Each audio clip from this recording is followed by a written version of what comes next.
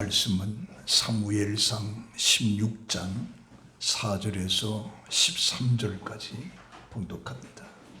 구약 434쪽 사무엘상 16장 4절에서 13절까지 봉독합니다. 사무엘이 여호와의 말씀대로 행하여 베들레헴의 이름에 성읍 장로들이 떨며 그를 영접하여 이르되 평강을 위하여 오시나이까. 이르되 평강을 위함이니라. 내가 여호와께 제사하러 왔으니 스스로 성결하게 하고 와서 나와 함께 제사하자 하고 이새와 그의 아들들을 성결하게 하고 제사에 청하니라. 그들이 오매 사무엘이 엘리압을 보고 마음에 이르기를 여호와의 기름 부으실 자가 과연 주님 앞에 있도다 하였더니 여호와께서 사무엘에게 이르시되 그의 용모와 키를 보지 말라. 내가 이미 그를 버렸노라. 내가 보는 것은 사람과 같지 아니하니 사람은 외모를 보거니와 나 여호와는 중심을 보느니라 하시더라.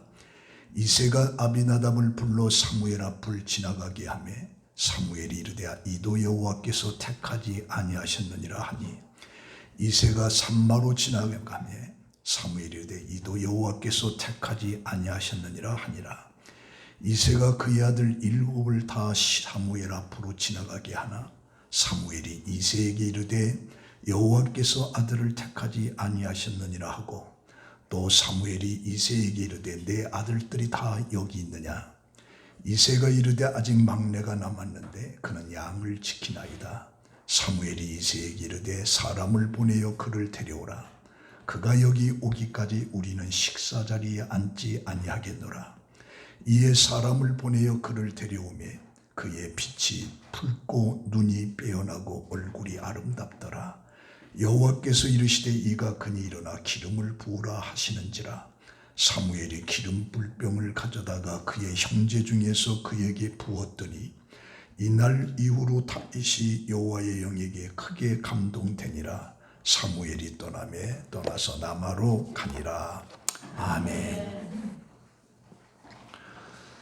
봉독한 말씀을 가지고 하나님이 보시는 시각이라고 하는 측면에서 우리 함께 은혜를 나눕니다.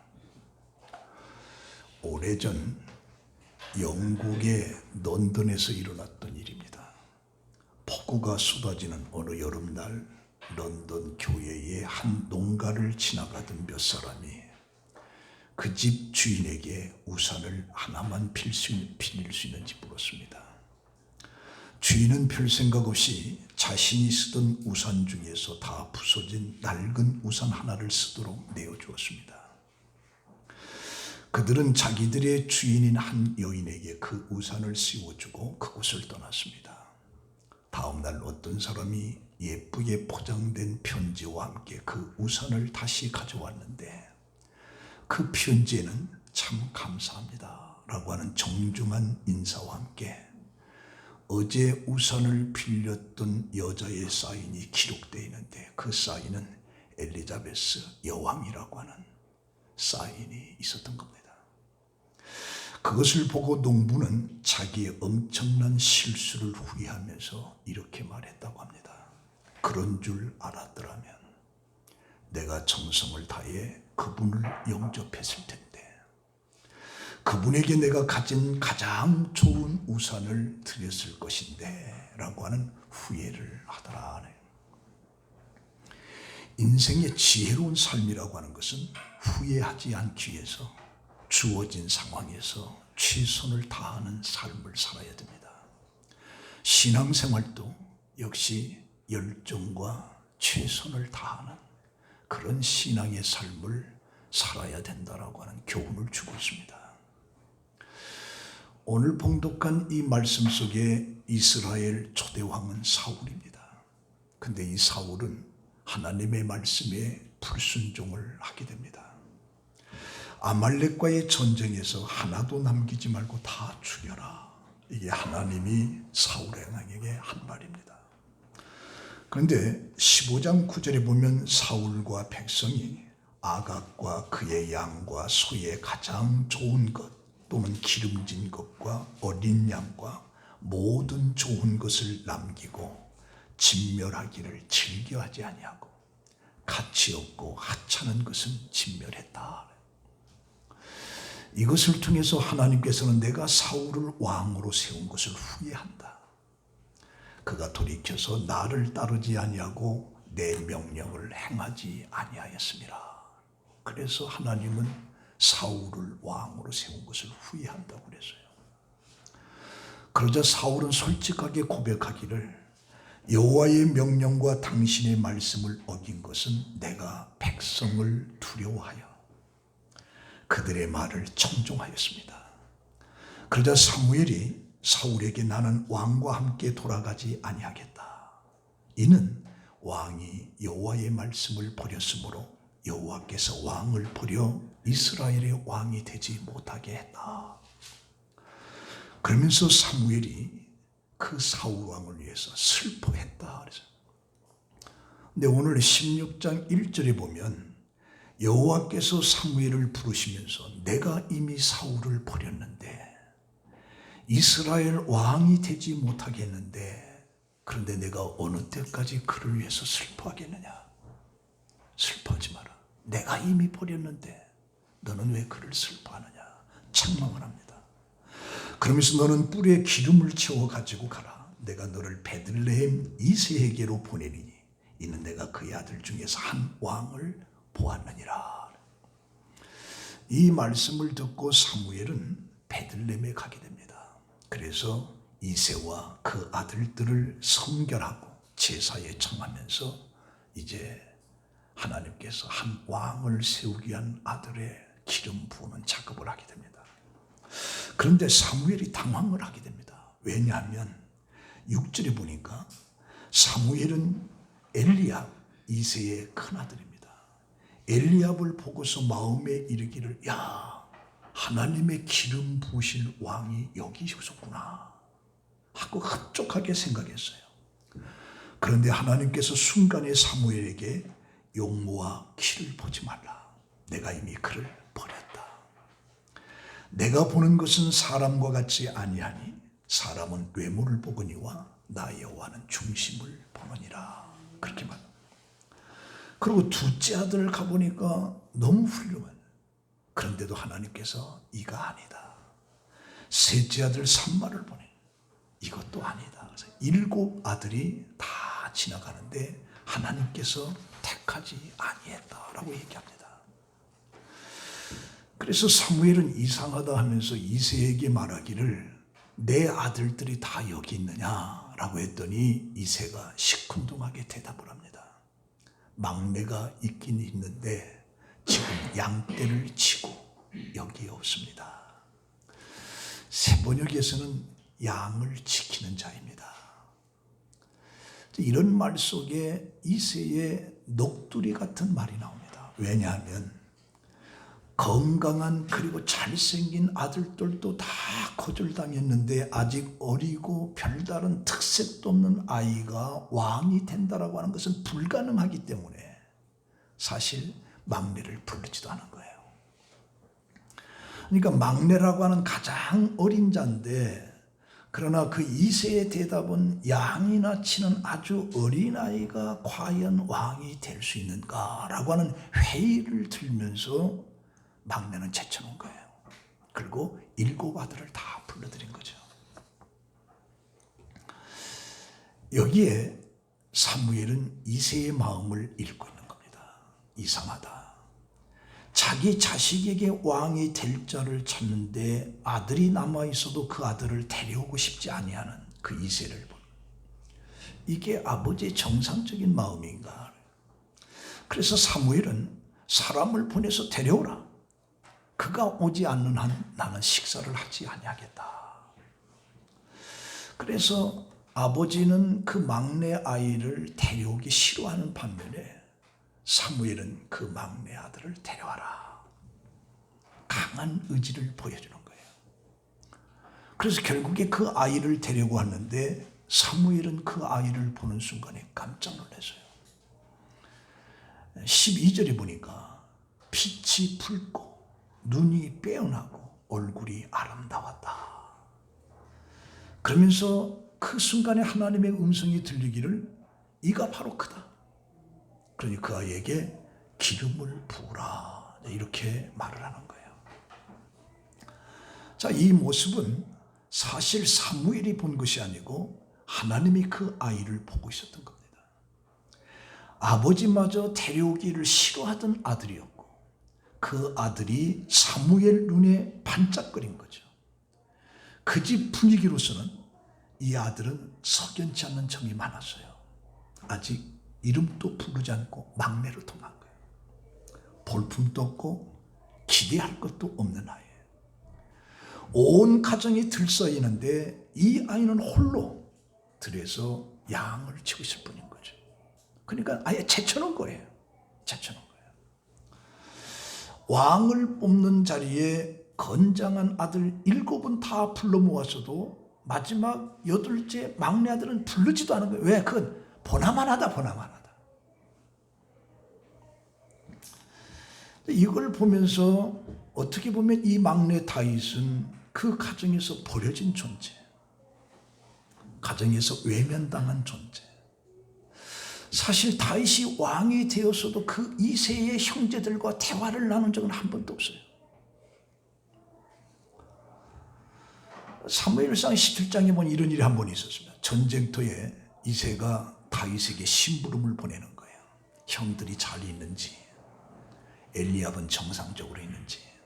그래서 아버지의 심부름으로 그 전쟁터를 찾아갔는데 그 장자 엘리압이 다윗을 보는 순간에 야, 위험한 데 여기까지 왔느냐, 고맙다, 수고했다는 말이 아니에요.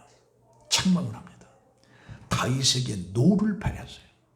내가 어찌하여 이리로 내려왔느냐, 들에 있는 양은 누구에게 맡겼느냐. 나는 내 교만과 내 마음의 완악함을 안다. 너는 전쟁을 구경하러 왔도다. 형이 막내인 다윗을 그렇게 평가했어. 노를 발해, 노를. 이 정도로의 다윗은 그 집안에서 철저하게 외면당한, 그리고 7명은 불러들이는데도 1명은 그냥 들에서 양이나 치라 할 정도로 왕따를 당하는 그런 다윗이었던 거죠. 근데 그 막내가 나타나자 사무엘은 깜짝 놀란 거죠. 왜? 그 아이의 눈을 본 거예요. 그리고 즉시 여호와께서 이가 그니 기름을 부어라. 그래서 사무엘은 기름을 붓는 거죠.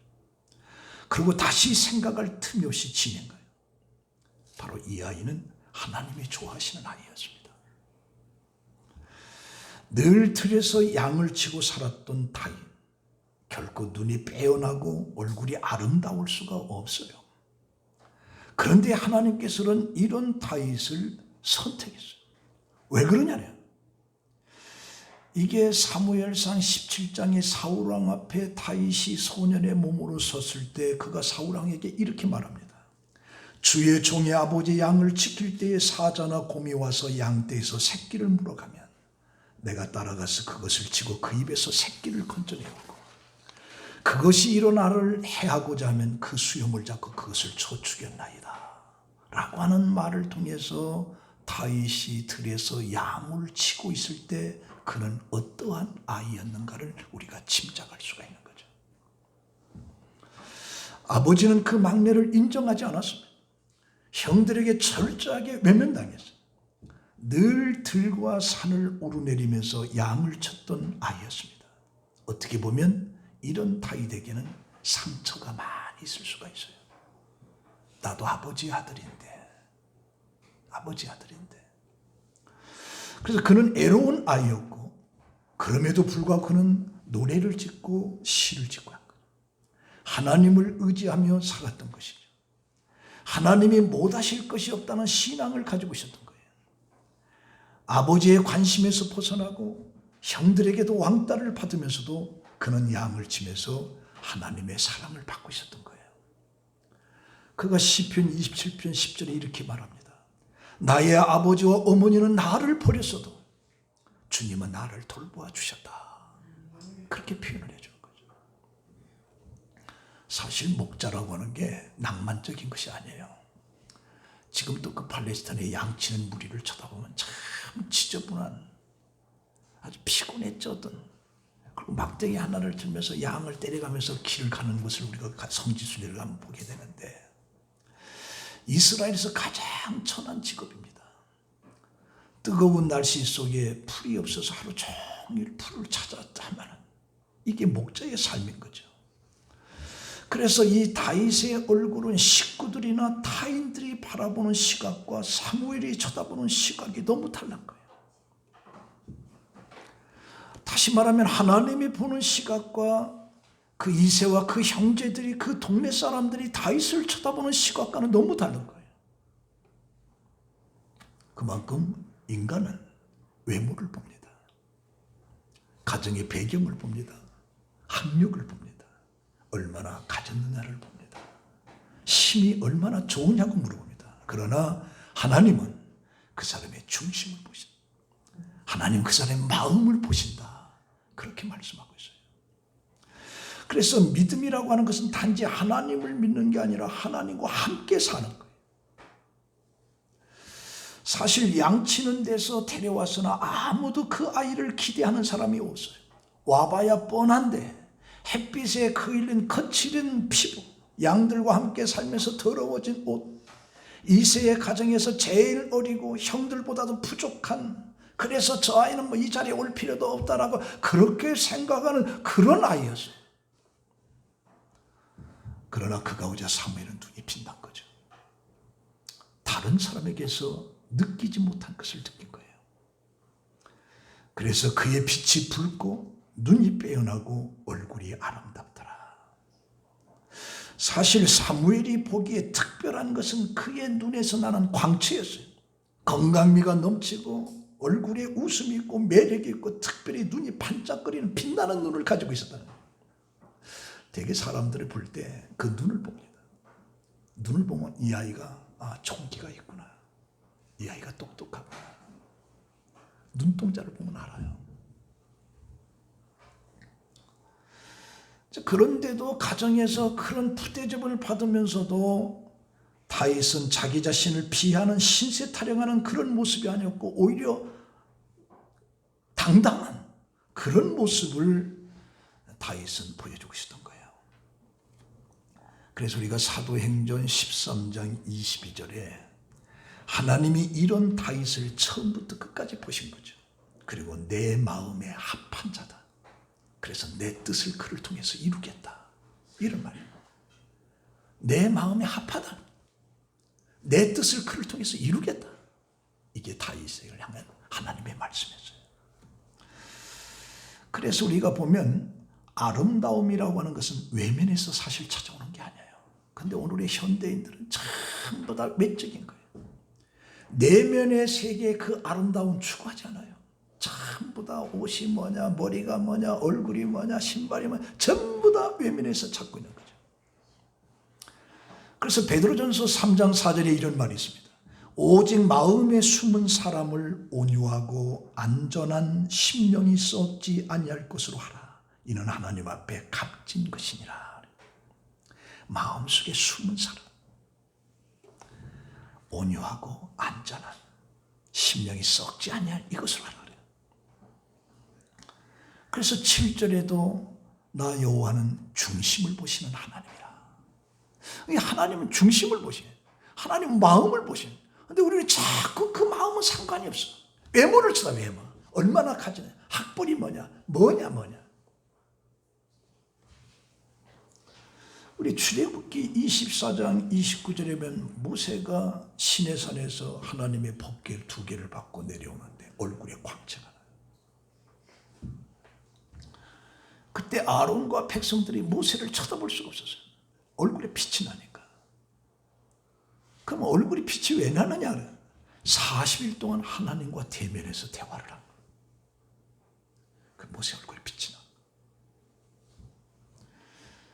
그 호렙산에서 하나님을 만나기 전에 모세의 얼굴은 그런 얼굴이 보통 얼굴이었어요. 40일 동안 대면했을 때에 모세의 얼굴에 광채가 나.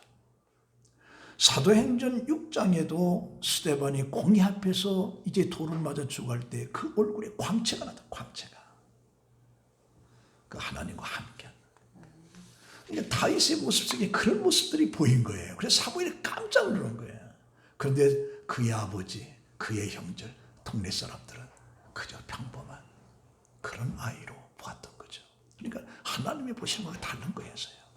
자, 그러면 다윗의 외면과 내면의 세계를 생각하면서 어떤 점이 하나님의 인정을 받은 것일까? 하나님이 사울을 버리고 왜 다윗을 선택한 것일까? 여러 가지가 있습니다만 한 3가지 정도를 한번 생각해 보고 싶어요. 첫 번째는 뭐냐? 하나님에 대한 신뢰. 이걸 우리가 골리앗과의 싸움 속에서 우리는 다윗을 쳐다보게 됩니다. 사무엘상 17장 45절에 보면 다윗이 블레셋 사람에게 이르되 너는 칼과 창과 단창으로 내게 나오거니와 나는 만군의 여호와의 이름으로 내가 모욕하는 이스라엘 군대의 하나님의 이름으로 나아가노라. 오늘 여호와께서 너를 내 손에 넘기시리니 내가 너를 쳐서 내 목을 베고 블레셋 군대의 시체를 오늘 공중에 새와 땅의 들짐승에게 주어 온 땅으로 이스라엘의 하나님이 계신 줄을 알게 하겠고 또 여호와의 구원하심이 칼과 창에 있지 아니함을 이 무리로 알게 하리라. 전쟁은 여호와께 속한 것이니 그가 너희로 우리 손에 넘기시리라. 여기서 분명히 너는 칼과 창과 단창을 의지하거나 나는 만군의 여호와의 이름으로 나간다. 이게 다른 거예요. 철저한 여호와의 신뢰에서 이런 다윗을 하나님이 선택하시고 다윗은 일찍이 양을 치는 목동으로서의 하나님을 신뢰하면서 의지하면서 살았어요. 그래서 시편 60편 11절에 보면 인간의 의지는 헛된 것이다. 인간을 의지하는 것은 헛된 것이다 라고 말을 하고 있어요. 시편 이사야 12장 2절에 보면 보라 하나님은 너의 구원이시라 내가 의뢰하고 두려움이 없으리니 주 여호와는 나의 힘이시며 나의 노래시며 나의 구원이시다. 시편 56편 3절에도 내가 두려워하는 날에는 주를 의지하리라. 내가 두려움이 엄습할 때 내가 주를 의지하리라. 그렇게 말합니다.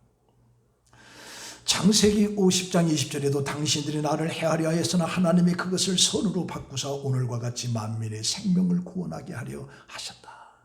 그래서 모든 것에 대해서 하나님의 철저한 100% 신뢰했습니다. 이 신뢰하는 이 다윗을 하나님이 보신 거예요.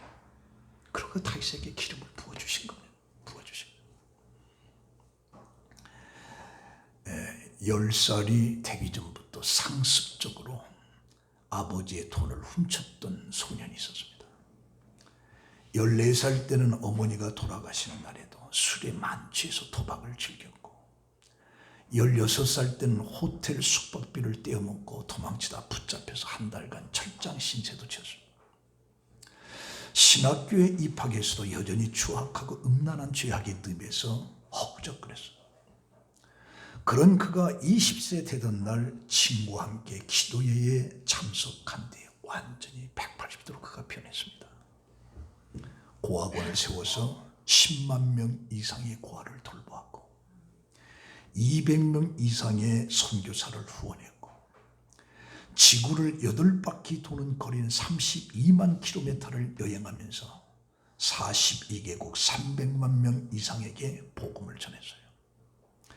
그가 기도하면 초겨울에 폭풍도 따뜻한 남풍으로 변했고 그가 기도하면 빵을 실은 자동차가 고아원 속에 들어오는 거예요.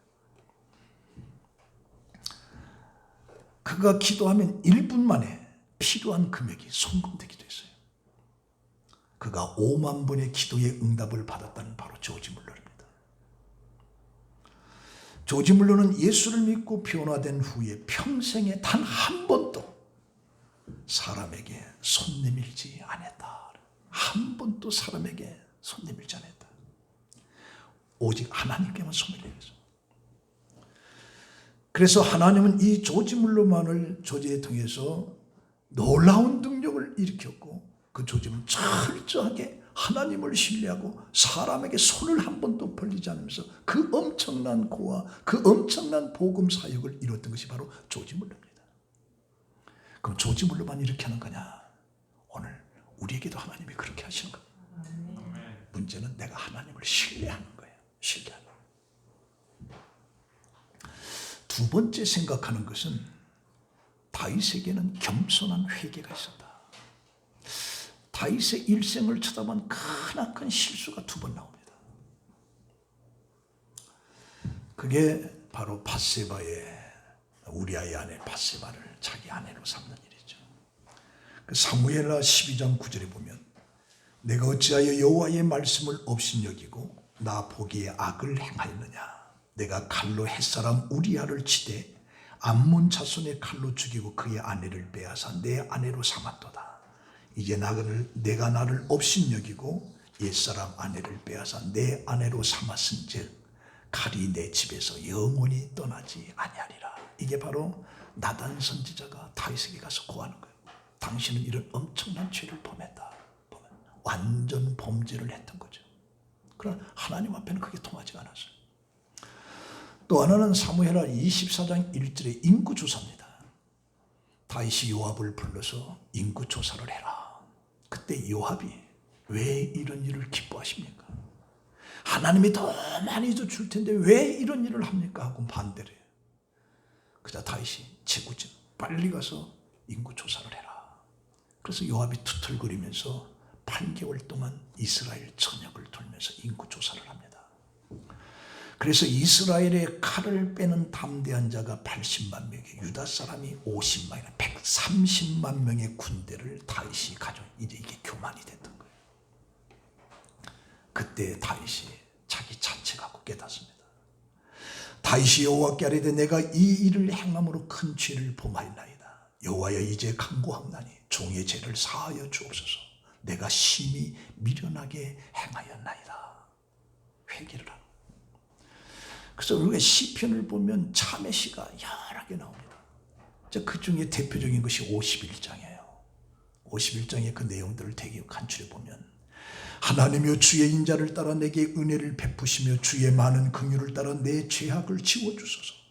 나의 죄악을 맑게 씻으시며 나의 죄를 깨끗하게 지하소서. 무는 나는 내 죄가를 아오니 내 죄가 항상 내 앞에 있나이다. 내가 죄악 중에 출생하였으며 어머니가 죄중에서 나를 잉태하였나이다. 우슬초로 나를 정결하게 하소서. 내가 정하리다. 나의 죄를 씻어주소서. 내가 눈보다 시리이다. 주의 얼굴을 내 죄에서 돌이키시고 내 모든 죄악을 지워주소서. 하나님이여 내 속에 정한 마음을 창조하시고 내 안에 정직한 영을 새롭게 하소서. 나를 주 앞에서 쫓아내지 마시며 주의 성령을 내게서 거두지 마옵소서. 아까 임영희 권사가 기도 속에 이걸로 미리 할 줄 알고 다 가서 기도한 것 같아. 인간은 누구나 죄를 지을 수 있습니다. 죄에서 완전히 자유롭지 못한 것이 인간입니다. 사람 누구나 할 것 없이 부패한 죄의 본성을 가지고 태어나는 겁니다. 그래서 다윗 왕은 내가 죄악 중에 출생했다. 이 신앙이 견고할 때는 죄의 본성에서 이길 수 있지만 그러지 못할 때는 죄가 범하게 되는 거죠. 믿음의 조상이라고 하는 아브라함도 온 인류가 홍수로 심판을 당할 때도 노아의 가정만은 구원을 받았던 그 노아도 실수를 통해서 죄를 지게 된 거예요.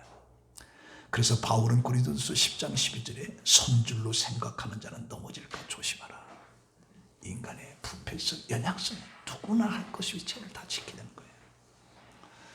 자, 그러면 인간적인 눈으로 보면 오히려 사울이 다윗보다 작은 죄를 지었다고 볼 수 있습니다. 왜? 다윗은 남의 남편을 죽이고 아내를 강제로 빼앗았어.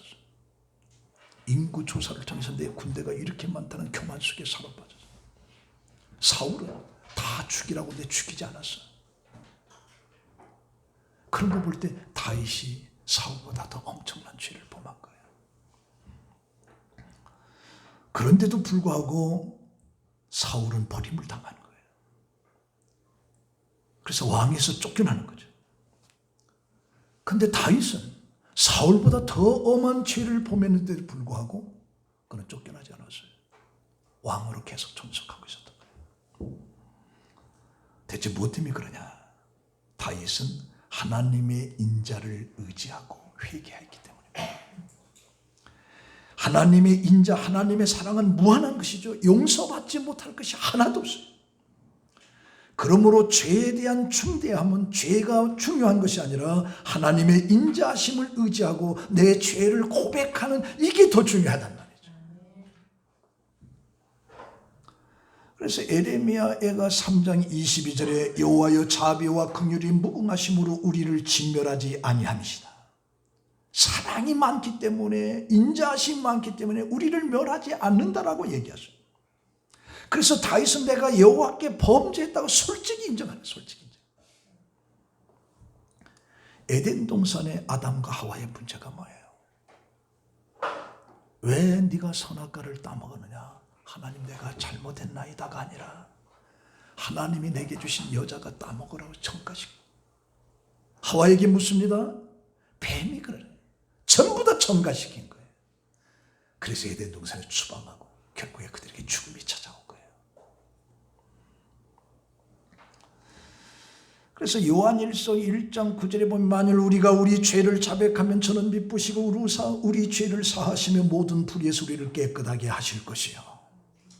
용서하지 못할 게 하나도 없어요. 하나님의 그 인자하심에, 하나님의 그 사랑하심에 다윗은 내가 죄를 범했나이다, 나를 용서하소서. 회개가 있어요. 회개가. 아담은, 사울은 그게 없었다. 사실 죄를 인정하고 고백하는 것은 용기 있는 자가 할 수 있는 겁니다. 다윗은 이 사건으로 인해서 왕의 자리에서 쫓겨날 수도 있습니다. 지금까지 이룬 모든 것을 다 이룰 수도 있습니다. 그의 생명에 위험할 수도 있습니다. 이런 상황에서 자기 죄를 인정하고 회개한다라고 하는 것은 용기 있는 자만이 할 수 있는 거예요. 하나님은 이런 다윗을 본 거죠. 그래서 시편 30편 5절에 내가 이르기를 내 허물을 여호와께 자복하리라 하고 주께 내 죄를 아뢰고 내 죄악을 숨기지 아니하였더니 곧 주께서 내 죄의 악을 사하셨나이다. 내가 무슨 죄를 졌느냐가 아니라 그걸 하나님의 사랑과 인자 앞에 내가 고백하는, 하나님은 그걸 보십니다. 우리 인간은 역시 그럴 수밖에 없는 존재예요. 핑계대고 회피하고 이게 아니라 내가 그렇게 했나이다. 이런 다윗을 하나님 보신 거죠. 그리고 세 번째는 이 긍정적인 사고와 행동이라. 그 다윗에 대한 장점이 너무 많은데 그걸 제가 이제 취급할 수가 없어서 간단하게 줄여서 이제 긍정적인 사고와 행동이 하나님이 그를 보신 것이다. 그렇게. 그래서 모사는 죄인이요 성사는 제천이라. 인간이 아무리 머리를 써도 이루어지게끔 하시는 이는 하나님이시다. 다시 말하면 모든 것은 하나님께 있다는 거죠. 그래서 내게 주어진 이 상황 속에서 우리가 자주 하나님은 지금 또 우리를 보고 계십니다. 우리의 생각을 보고 계십니다. 그리고 하나님은 우리를 향해서 어떤 계획들을 세우고 있는 거죠. 그래서 우리는 주어진 상황 속에서 우리는 자족하고 주어진 상황 속에서 만족하고 주어진 상황 속에서 오히려 감사하면서 사는 것. 이게 하나님께서 다윗을 보신 거예요. 다윗을 보신. 유명한 흑인 교육가가 그 부커 워싱턴이라고 하는 박사가 있었습니다. 근데 그가 엘라바마의 터스키 대학교 총장으로 취임했습니다. 근데 그 지역의 부자들이 살고 있는 동네를 이 워싱턴 박사가 산책을 하고 있었던 겁니다. 그때 한 백인 부인이 워싱턴 박사인 줄 모르고 그냥 지나가는 흑인이 해서 멈춰서 불렀어요. 내가 돈을 얼마 줄 테니까 우리 집에 장작을 좀 패달라. 총장은 특별히 할 일도 없고 시간의 여유가 있기 때문에 웃으면서 네 그러겠습니다 하고 소매를 거두고 장작을 다 패서 딱 사놨어요. 그리고 그 총장은 돌아간 거죠. 근데 그 집에 흑인 하녀가 그 주인에게 주인님 저분이 대학교 총장입니다. 너무 깜짝 놀란 거예요. 너무 깜짝 놀란 거예요. 그래서 그 다음날 당황해서 그 총장실을 찾아가서 100배를 사죄했습니다. 내가 너무 잘못했습니다. 사람을 불러봤습니다. 그러자 그 총장이 부인 괜찮습니다. 저는 가끔 육체노동을 좋아합니다. 그리고 이웃을 돕는 일이 얼마나 기쁜 일입니까? 그리고 오히려 위로를 해주는 거죠. 여기서 만약에 내가 누군데 감히 나한테 이런 일을 시킬 수 있는, 이게 보편적인. 근데 그 상황을 긍정적으로 받아줘. 내 자존심이 상해도 긍정적으로 받아준 거예요. 바로 다윗이 긍정적인 사고와 행동에 그 다윗을 하나님이 보신 거죠. 오늘 우리들도 삶 속에 어떤 환경 속에서든지 우리는 긍정적인 사고와 행동을 할 줄 알아요. 부정적인 것에서 긍정적인 것이고 긍정적인 것에서 부정적이 다 있는 거예요. 문제는 내가 어디를 선택하느냐. 다윗은 긍정적인 사고와 행동을 선택한 거죠. 이걸 하나님이 보신 거예요. 우리가 살아가면서 걱정이 되는 일을 만나거든 그 걱정의 실체를 따지라라고 하는 젤린스키의 좋은 글이 있어요. 그가 이렇게 말합니다. 이 걱정이라고 하는 것을 이렇게 분석을 해보니까 결코 일어나지 아니할 일이 40%가 그리고 이미 지나간 것이 30%, 그리고 걱정할 가치도 없는 사소한 것이 22%, 그리고 걱정해도 내가 어떻게 할 수 없는 것, 그건 4%밖에 안 돼요. 그리고 내가 정말 걱정을 해서 이 문제를 해결할 수 있는 게 4%밖에 안 돼요. 그러니까 우리가 걱정을 해도 해결할 수 없는 것이 사실은 96%야. 아무 소용없는 거야. 걱정해가지고 내가 해결할 수 있는 건 4%밖에 안 돼. 근데 우리는 삶 속에 두려움을 당하고 걱정을 당하고 근심을 때 거기에 그나서 사로잡히는 거야. 그러나 다윗은 긍정적인 사고와 행동을 했다. 그런 속에서도 긍정적인 걸 찾으면서 거기서 자족하고 만족하면서 감사하면서 기뻐했던 것이 바로 다윗이. 이런 다윗을 하나님 부르신 거예요. 부르신. 자, 이 말씀 가지고 우리 결론 맺습니다. 사람이라고 하는 것은 이 관계 속에서 실수를 항상 하게 됩니다. 왜 그러냐? 항상 외모를 보기 때문이에요. 그리고 가식과 형식에 살아가기 때문에 우리는 실패를 하게 됩니다. 그러나 하나님은 외모를 보는 것이 아니라 사람의 마음을 보시고 중심을 보신다. 중심을. 다윗은 그의 삶을 쳐다본 오직 하나님이에요. 하나님의 우선순위 1위에요. 오직 하나님을 사모하면서 사는 것이죠. 그래서 시편 63편 1절에 보면 하나님이여 주는 나의 하나님이시라. 내가 간절히 주를 찾되 물이 없고 마르고 황폐한 땅에서 내 영혼이 주를 갈망하며 내 육체가 주를 앙모하나이다. 시편 23편 1절에 여호와는 나의 목자신 내가 부족함이 없으리로다. 이게 다윗이에요. 그래서 하나님은 다윗을 어떻게 보시고 사울을 제쳐놓고 다윗을 왕으로 세우셨는가 라고 하는 이 세 가지 측면을 생각하면서 내 삶의 모습이 거기다 포커스를 맞추면 하나님의 축복이 여러분들에게 넘칠 것으로 믿습니다. 기도하겠습니다. 하나님 감사합니다. 하나님이 보시는 시각, 그런데도 우리는 항상 인간적인 사고로 모든 것을 쳐다보고 판단하고 비판하는 그런 어리석음이 우리 속에 있습니다.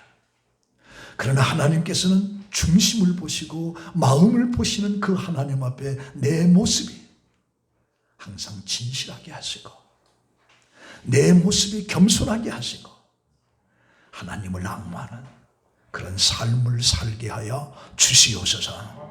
예수님의 이름으로 기도합니다. 아멘.